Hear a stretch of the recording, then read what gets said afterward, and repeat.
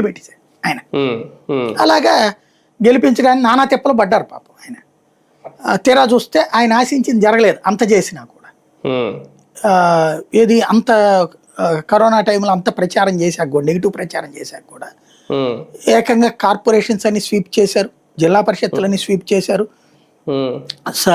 దాని పేరు ఏమంటారు, ఎంపీటీసీ జెడ్పీసీటీసీల్లో 80% గెలుచుకుంది. మున్సిపాలిటీలు 5 మాత్రమే తెలుగుదేశం, మిగతా 100లో 5 మిగతా అన్ని వాళ్ళే గెలుచుకున్నారు జరిగినాయి. ఇప్పుడు సేమ్ రివర్స్ అవ్వచ్చు. అందులో కూటమిగా ఉన్నారు, బలంగా ఉన్నారు. వైఎస్ఆర్ కాంగ్రెస్ పార్టీకి సంబంధించి ఇంకా కోలుకోలేదు వాళ్ళు, గ్రౌండ్ లెవెల్లో డబ్బులు లేవు కార్యకర్తల నాయకుల దగ్గర.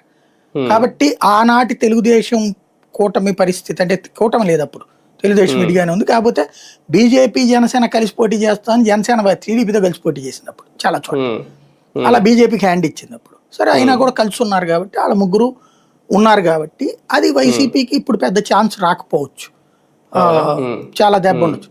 వైసీపీ క్రిందటిసారి వాళ్ళు సాధించిన దానికంటూ 4 ఎక్కువ సాధించిందంటే చాలా పెద్ద చర్చ జరుగుతుంది.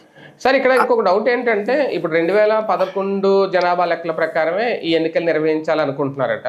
అంటే ఇప్పుడు ఆల్రెడీ జనగణన మొదలవుతుంది కాబట్టి అయిన తర్వాత అయితే ఇప్పుడు కూడా కొన్ని వార్డులు డివిజన్లు కూడా పెరుగుతాయి అంటున్నారు.